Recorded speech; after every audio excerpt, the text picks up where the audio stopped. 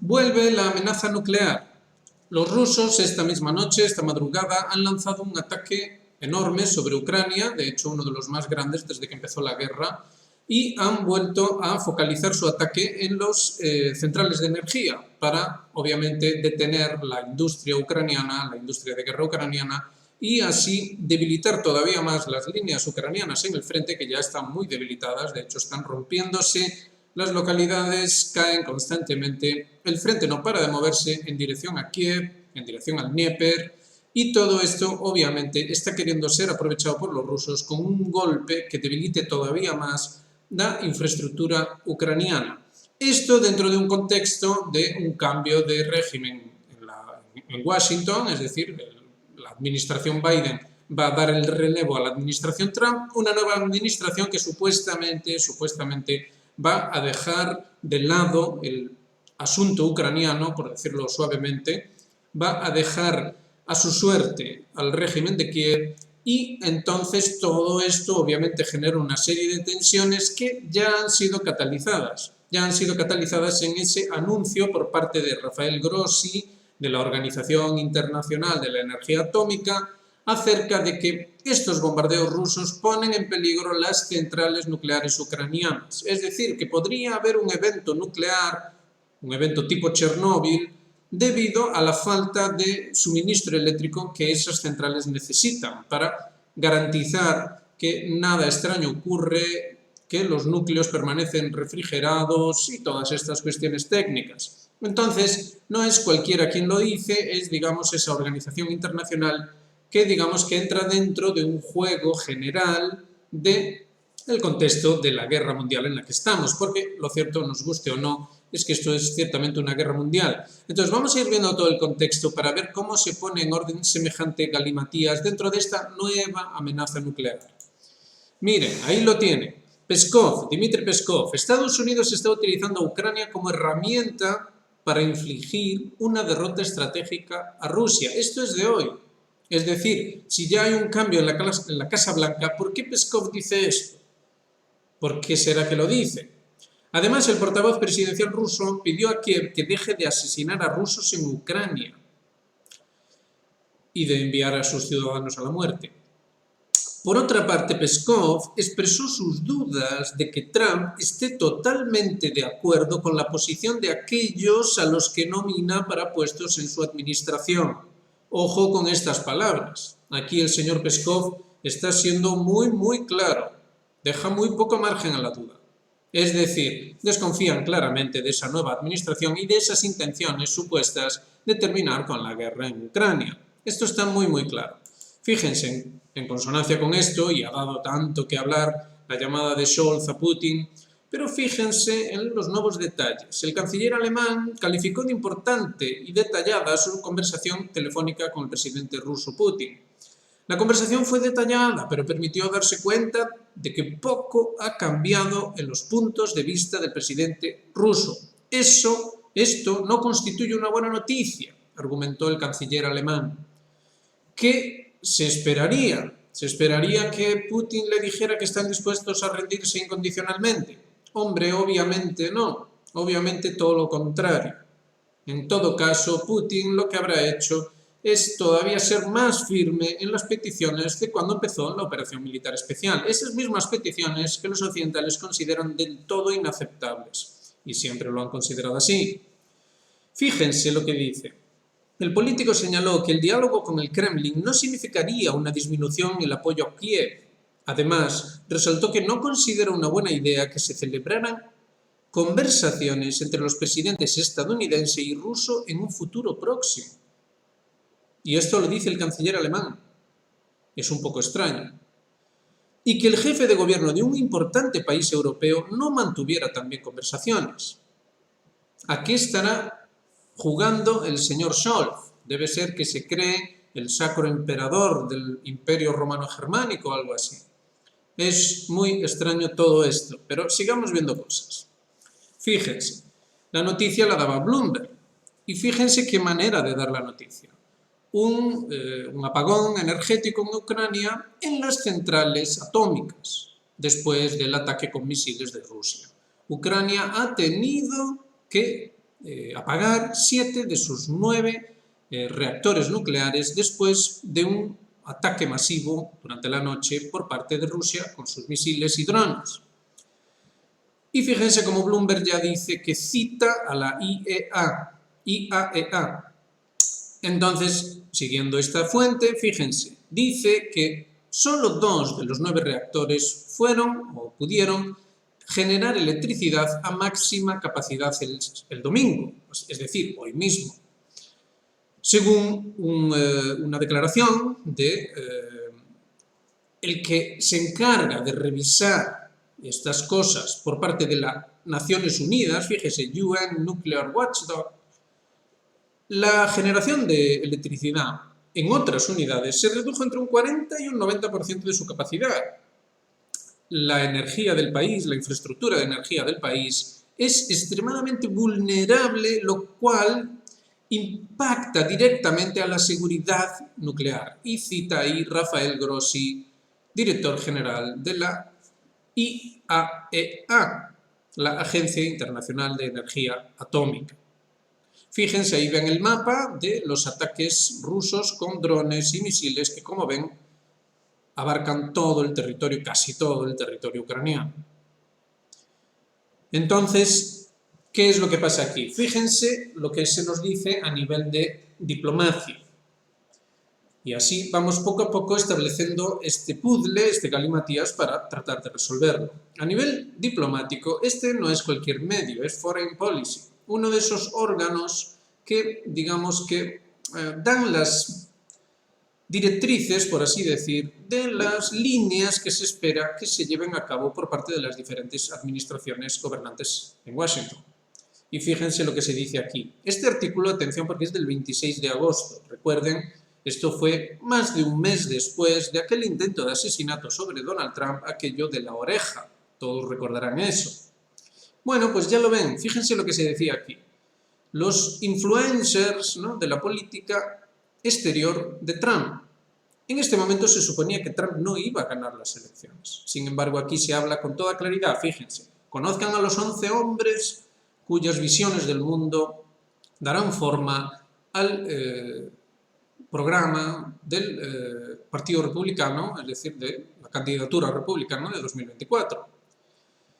Y ese es el párrafo destacado. Pero más allá del ruido, dice el párrafo, en la campaña presidencial, un camino dentro de lo que es la futura política exterior estadounidense, dentro de lo que sería la eventual en aquel momento administración Trump, sería el de una serie de pensadores dentro de lo que es la seguridad nacional, dentro de su órbita, y fíjense lo que se concluye ahí.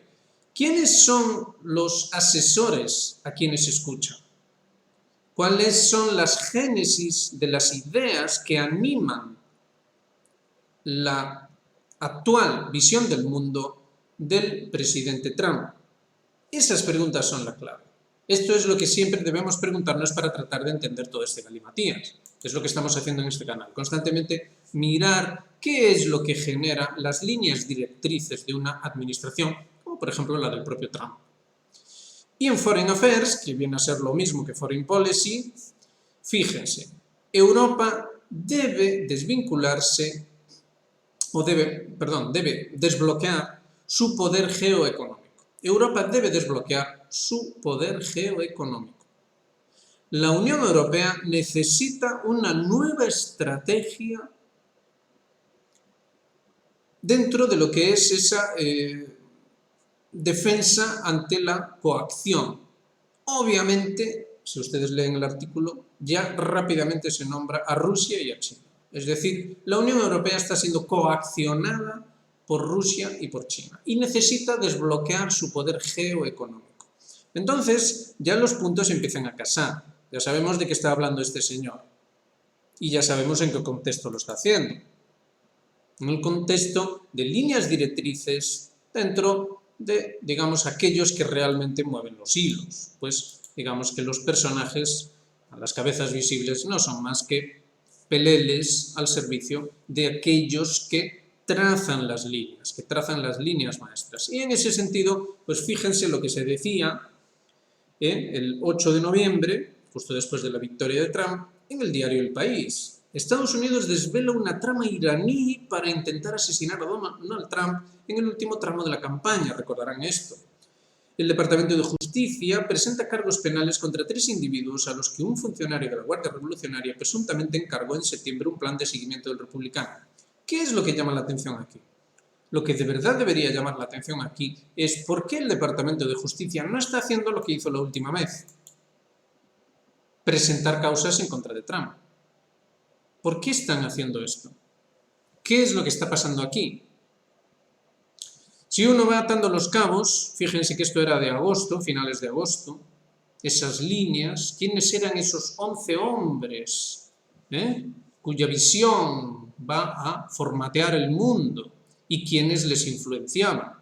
Si tenemos en cuenta eso y tenemos en cuenta las cosas que van ocurriendo con su carácter, digamos, de gran peligro, de inminente peligro, pues ya vemos hacia dónde van siendo focalizadas. Van siendo focalizadas hacia una transformación en Europa, una Europa que debe enfrentarse a Rusia y a China, y una transformación también acerca de enfrentarse al otro, a Irán, es decir, que los tenemos a todos. Los tenemos a todos si simplemente afinamos un poco la visión en torno a todo este galimatías. Mucho ruido para esconder lo mismo de siempre. Fíjense. Aquí el señor Meyssan o la Red Voltaire, quien fuera que escribiese este articulillo, fíjense que habla de los 3 objetivos de la administración Trump. Y aquí hemos rescatado el primero. Fíjense, en la Casa Blanca Donald Trump tendrá como colaboradores directos a las mismas personas que ya fueron miembros de su equipo de campaña antes de la elección presidencial.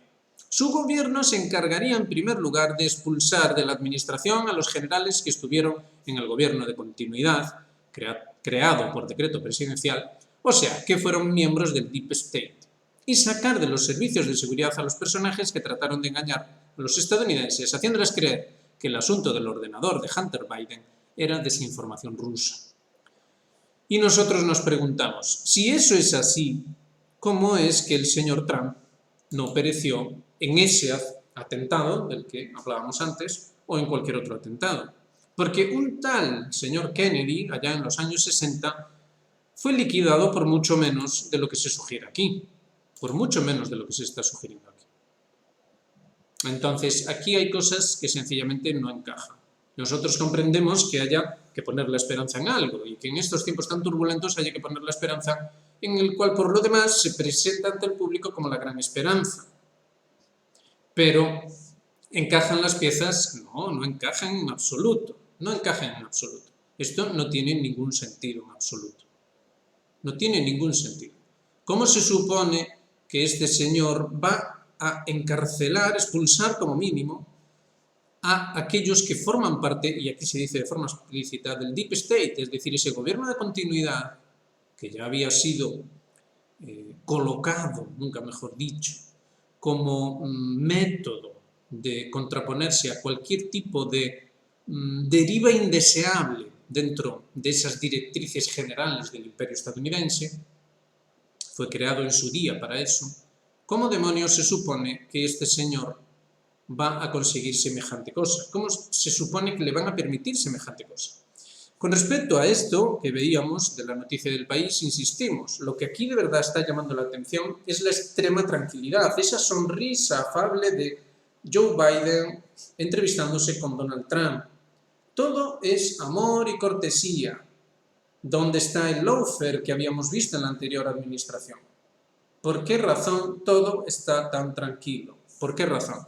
Y siguiendo con eso, algunos analistas veteranos como Ray McGovern, pues claro, obviamente lo ven muy claro y se hace preguntas. ¿Podrá la señora Gabbard, Tulsi Gabbard, ser capaz de dirigir esa comunidad de inteligencia que conforma en realidad, digamos, la principal herramienta de ese Deep State? ¿Podrá ser capaz de hacerlo? ¿Le permitirán hacerlo? ¿Tiene incluso algún sentido que esta cosa pueda operarse de forma tan tranquila, tan campechana? Es necesario en estos tiempos pensar un poco más allá y ver qué es lo que puede ser esto y qué puede representar. Insistimos, dentro de un contexto, lo vamos a ver, ahí lo tienen, un contexto de miedo nuclear que ya vuelve otra vez a la mesa de negociación. Veíamos a un Austin que estaba hablando de cosas totalmente delirantes acerca de la poco menos que rendición de los rusos, ya hemos visto aquí a Peskov, ya hemos visto todo lo que necesitábamos saber a este respecto. Hemos también visto las declaraciones de Lavrov o del propio Putin. Es decir, los rusos no están dispuestos a ceder en absolutamente nada, lo cual nos devuelve a la casilla de salida, aquella casilla en la cual se implementó todas aquellas sanciones, toda aquella confrontación, el apoyo a Ucrania, etcétera, etcétera, es decir, todo lo que nos trajo hasta aquí. ¿Por qué? Cabría preguntarse, ¿por qué? Y la respuesta es muy clara, es decir, Ucrania sencillamente no puede perder. Aquí pasa lo mismo que con la cuestión israelí. Piénsenlo por un momento. Si los israelíes perdiesen esta guerra, entonces se descubriría qué es lo que ha pasado en Gaza. Porque lo que ha pasado en Gaza es muchísimo peor de lo que ya conocemos, y ya conocemos mucho. Se descubriría qué es lo que está pasando ahora mismo en el Líbano, porque en el Líbano se está implementando lo mismo que en Gaza. Y todo eso, ¿cómo se supone, insistimos, en una derrota total de Israel, cómo se supone que iba a traer algo bueno para todo ese establishment estadounidense que si por algo destaca es por su total y absoluto sionismo? Esas son las preguntas que hay que hacerse. Pero es que con Ucrania pasa lo mismo.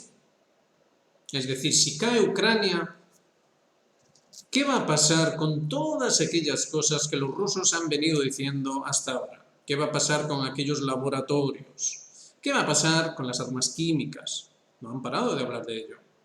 ¿Qué va a pasar con todas esas sanciones que se implementaron sobre Rusia?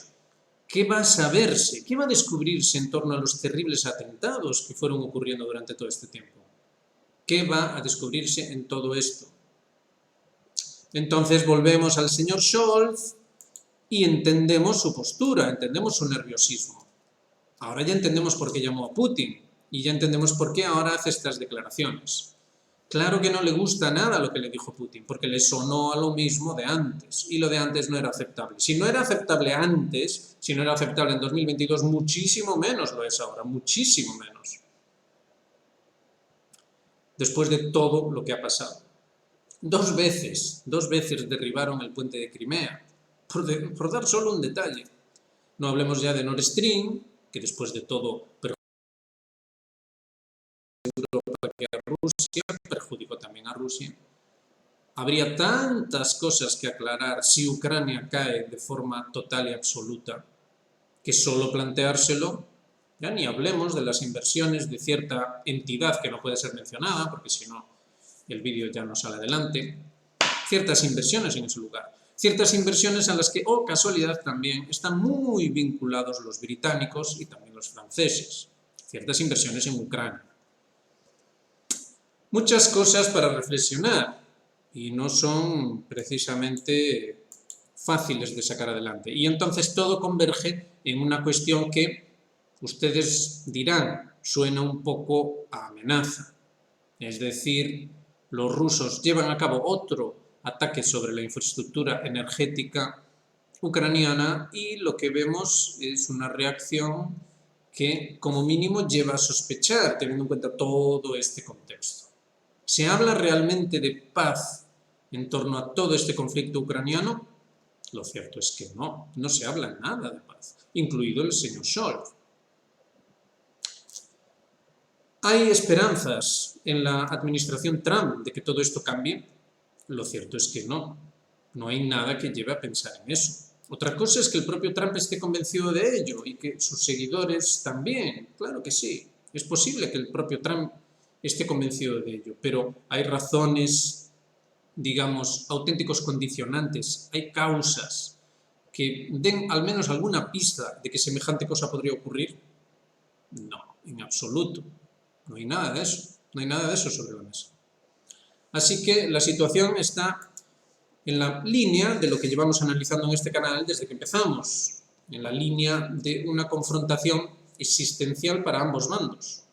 El bando occidental no puede de ninguna manera renunciar a Ucrania, no puede renunciar tampoco a Israel, claro que no, pero en este caso concreto no puede renunciar a Ucrania, no puede aceptar de ninguna manera una derrota total de Ucrania, que es lo que paso a paso se está produciendo. Los rusos avanzan cada vez más rápido, las fuerzas ucranianas están muy debilitadas y ahora, ante el cambio de gobierno en Estados Unidos, como mínimo van a tener que maquillar un poco la cuestión. Y esto podría ser un antes y un después en una situación sencillamente inaceptable. Fíjense como aquí ya se decía, a ver si lo encontramos. Vaya, parece que ahora ya no lo encontramos. Ahí está. Aquí ya se dice claramente, esto es Foreign Affairs, esto es el órgano por el que habla el Deep State. Europa tiene que hacerse cargo. Europa tiene que hacerse cargo. ¿Estados Unidos va a seguir estando ahí? Claro que sí, pero Europa va a tener que ser la que de verdad tire del carro. Y entonces es cuando ya vemos que el señor Scholz, pues bueno, se creció, ¿no? Se creció y ya le dice incluso al presidente de Estados Unidos, no, usted no puede hablar con Putin. Y Macron tampoco. Aquí solo podemos hablar los que estamos al tanto de la agenda, los que sabemos por dónde va esto y qué es lo que se puede y qué es lo que no se puede. Así de claro. En fin, no insistimos más, creemos que ha quedado bastante claro. Así que ya saben, hagan me gusta, suscríbanse, activen notificaciones y háganse miembros de Geopolítica Actual. Nosotros seguiremos aquí al pie del cañón, como ven, mirando por detrás del espectáculo, porque ahí es donde de verdad se mueve todo y donde se ve cuáles son las auténticas causas y qué es lo que realmente cabe esperar. Así que lo dicho, nos vemos en la próxima. Un saludo muy grande.